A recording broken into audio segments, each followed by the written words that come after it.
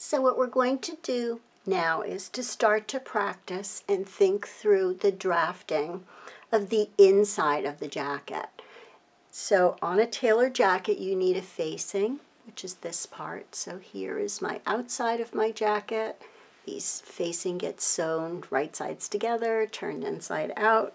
So that finishes the edge of my outer lapel.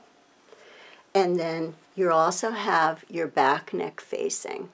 Okay, this is, and when we get into drafting we can talk a little bit more about it, but basically I like to keep this about 2.5 inches so you get a nice seat and a good capture for the collar here. So here you can see my notch. Again, this jacket is heavy wool and it's not pressed, so my areas still need to score them back to make them a little pointy, but I've got a pretty average gap on this notch right here.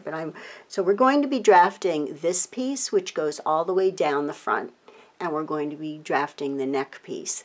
And then also what we'll do in today's lesson is to do the lining just for the front.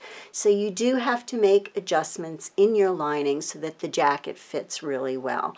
You want to make sure that the lining seats almost perfectly so that it doesn't pull on the jacket when you're wearing it. Okay, so let's go ahead and draft at half scale. I think everyone has their half scale patterns now. Let's draft at half scale the facing, front and back, and we'll do the front lining today. Next week we'll get into the back lining and the sleeve. So this is what we'll be doing first. We'll be creating this facing. I've outlined my draft in green so that I can show you exactly what we're going to be doing. So we're going to be creating the front facing and the back neck facing. Okay, so let's go ahead and do that. We'll work with the torso front first. And for this exercise, what I want you to do is to just put in a lapel. It doesn't have to be perfect. We're really putting this in just so we can really understand what a facing is. So at the hip line, I want to come out because I do want my extension. I don't have a break line here, but that's okay. In the front, I just, came out a little bit, and then I'm going to draw my lapel shape, and then I'm going to straighten it out to come down front. Again, you don't have to be too concerned to what it looks like, just as long as you have a lapel in there, because we're going to make an adjustment to it in a moment, okay? So that should be the first thing that you put in. On page 481, the top pattern, plot, and manipulation, that's for a princess style jacket. So if that's something that you want to do for your project, you can absolutely do that and follow along. So that's where you remove the dart and put an actual seam that comes, in this case, from the armhole. But we're going to just stay with creating a facing. So the first thing you need to do is to determine the width of the facing at the shoulder. So again, I like 2.5. So I'm working at half scale, so I'm going to mark over 1.25 inches.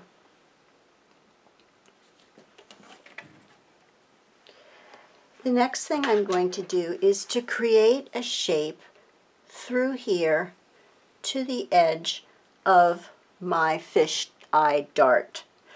So what will happen here is there'll be a nice gentle curve. It doesn't matter what the curve looks like, just nice and gentle. It will stop at the vanishing point here.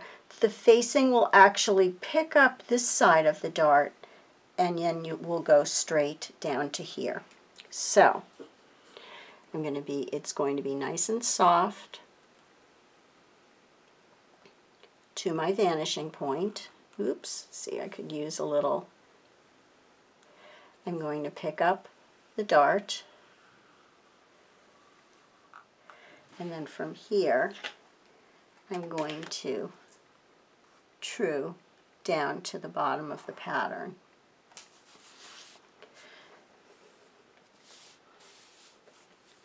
And I can come back. Now I'm really not liking the shape of this very much, so I think I'll take a little bit out. I always, when I'm drafting, cross out what I don't like. Okay, so that's the shape of my facing, the red line there. I'm now going to go down to the hip line, and at the hip line I'm going to come up in the book. Again, at full scale it's a 1/2 inch, so at half scale we'll do 1/4 of an inch, and these are going to be my notches. These are going to become very important as we go through the drafting.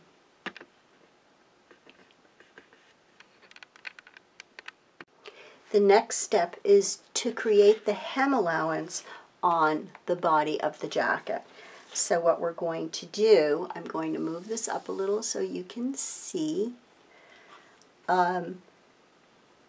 Hems traditionally on tailor jackets are 1.5 inches. So again, I'm at half scale. I'm going to come down 3/4 of an inch. Okay, and then I'm going to square 3/4 of an inch from my hip line.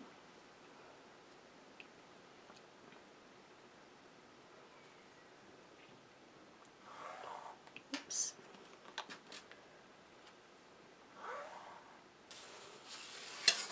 And because my hip line is here, square down.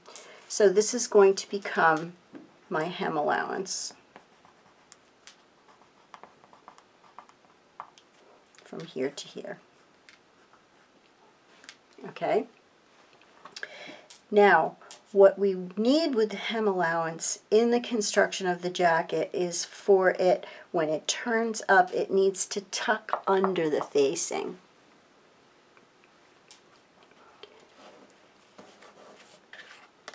So we're going to extend this, and again at full scale it's a 1/2 inch, so on our little half scale here we'll do 1/4 of an inch.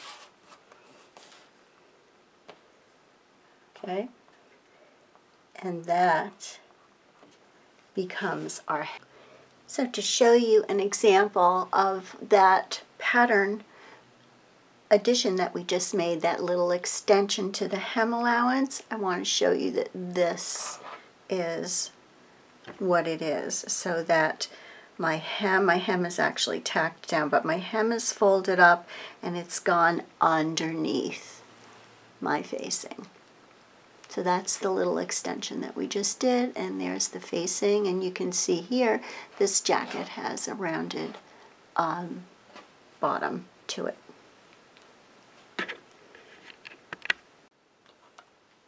To finish up the facing, we just want to make sure that the facing that's going on top is just a tiny bit bigger than what's underneath. So in order to do that, what I want you to do is find the middle of your curve of your lapel and to then increase it. And again, at full scale, it will be 1/8 of an inch, just 1/8 of an inch, just like your collar. And at half scale, we'll do a 1/16. So we just want to come out a little bit, and then you're going to blend. You're going to blend from the top, and then come back in. So this will give you a little bit more room. Let me zoom in a little here for you. So this is going to allow this piece to be just a little bit bigger, so that when it's on top and folds over, it allows that under facing, which not unlike an under collar wants to be a little bit smaller so it doesn't bunch up. You don't get any bunching up. And that pretty much completes your facing. What you will do then is to trace that on to another sheet of paper. And the facing pattern is from here. Use another color pencil maybe. Is in through here. All in through here. So you'll come up right by the dart, up through the shoulder. This all in here is your facing piece. This little extension that I'll show you again in a moment, that little extension that we did, that's going to stay with your big pattern piece. Okay? That's the front facing. Let's go on to the back. Now for the back neck facing, what we're going to do is to take that same measurement that we created on the front, which is the depth of the facing, and again 2.5, so at half scale I used 1 1/4, but another way you can do it is to line it up. Make sure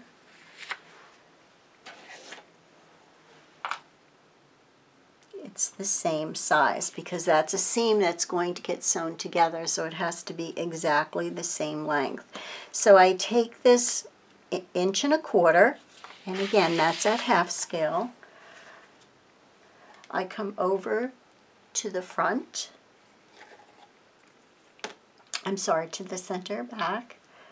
I mark 1 1/4 inch here, and then I connect them with a nice round shape, which I can do with my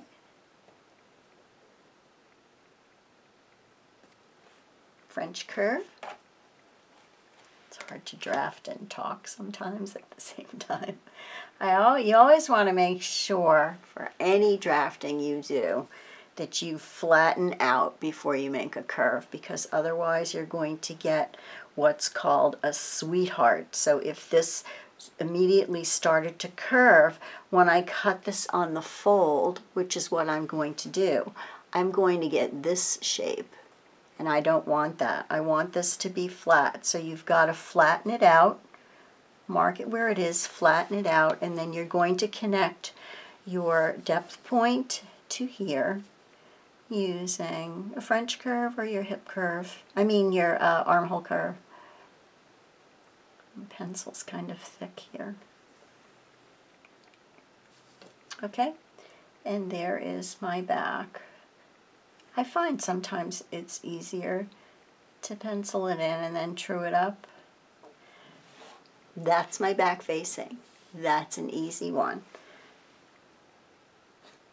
This will go on the fold. Okay, that's your back neck facing. The next thing we're going to do is to create the lining pattern. So that will be everything over from this facing line over is where we're going to be manipulating next. So this red line here will represent the seam where the facing gets sewn to the lining. Okay, so again, these practice half scales that you're doing, you can make as many notes on here that you want. If you want to indicate the full scale measurement on here, if it's going to help you and save you time, you go ahead. These are yours. They should go into your notebook. You are going to photograph them to upload as part of your sample book, but I would recommend that you use these to your advantage. They're practice, so take advantage of that. So the first thing we're going to do is to extend the shoulder out. And once again, at full scale, it's asking you to go 1/2 inch. So here we'll go out 1/4 inch. Okay, and I usually like, again, to make my corner so that I keep it nice and squared off. I don't get that sweethearting I was talking about before. The next thing we're going to do is at the armhole, we're going to come out 1/4 inch at full scale and up 1/2 inch at full scale. So you're going to come out and up But at half scale, what we'll do is we'll come out an eighth,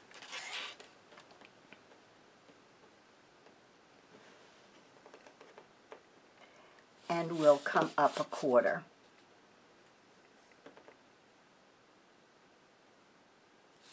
And again, there is my new corner.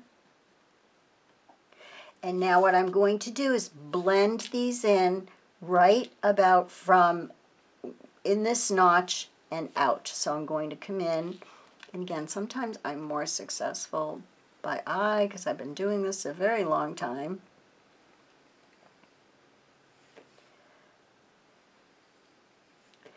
And then I'll go in with my French curve, because my armhole curve, your armhole curve is a great tool to have. And again, this will be a little easier to do on full scale, but I'm going to blend this in.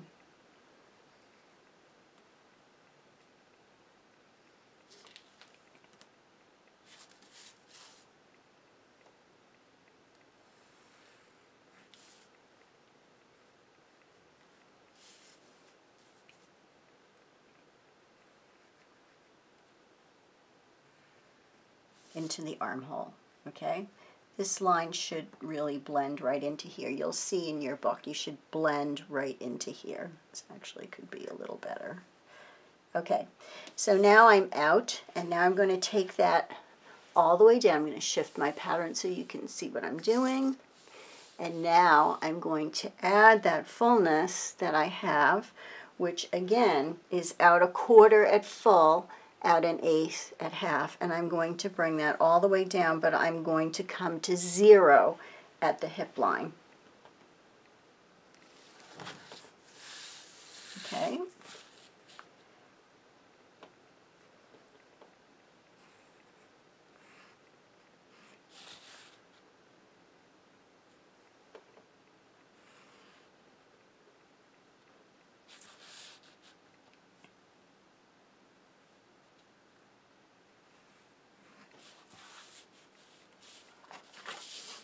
Here I'm going to walk this out.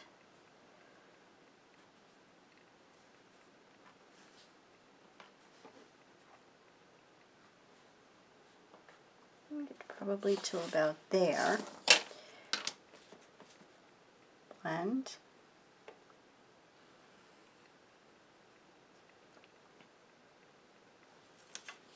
And then from here I'm going to blend into 0.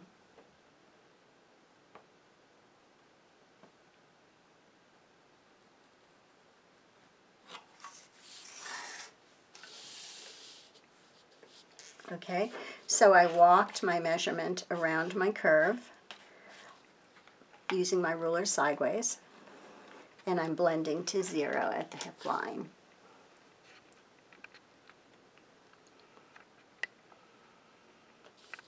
Okay, so out a ½ inch at full scale, up a ½ inch at full scale, out a quarter of an inch, all the way down, blend into 0. And that will be your lining. Now also here, what you're doing is you're trying to preserve this dart within the lining. This particular half scale, that's a pretty healthy dart. And a lot of times in tailoring, you'll get 2 darts here. You'll get your main bust dart, really, is what it is. But some of that fullness is taken out, and you'll see occasionally what I call, and it's one of my favorite darts, the fitting dart will happen here, but it's much smaller than what I've just drawn, but you'll see that. So when you have the 2 darts there, this makes this list line a little better. Don't let it get too full. You can always fill it in because it can always act as ease for the lining, so it's really not too big of a deal. But now my lining is going to follow my dart, so that all here in through here now becomes my lining and becomes a separate pattern piece. Now let's talk about the hem. So the hem will be 1 inch up from the hemline on the new hemline, which you've created your new hemline now by adding your hem allowance. So up from the edge of the hem allowance, I'm going to come a 1/2 inch. It's 1 inch at full scale, 1/2 inch at half scale. And this is where my lining hem will be. Now with the lining hem, we are going to add seam allowance to that. So we'll get to that in a bit when we talk a little bit more. When we finish up the back, we'll talk about adding seam allowance to your lining and your facing patterns. Okay? So that's the lining for the front, and you're facing for the front. And these two pieces will be stitched together to form the front of the jacket. Nice ease in here so you can move your arms without the jacket shifting, and you're good to go.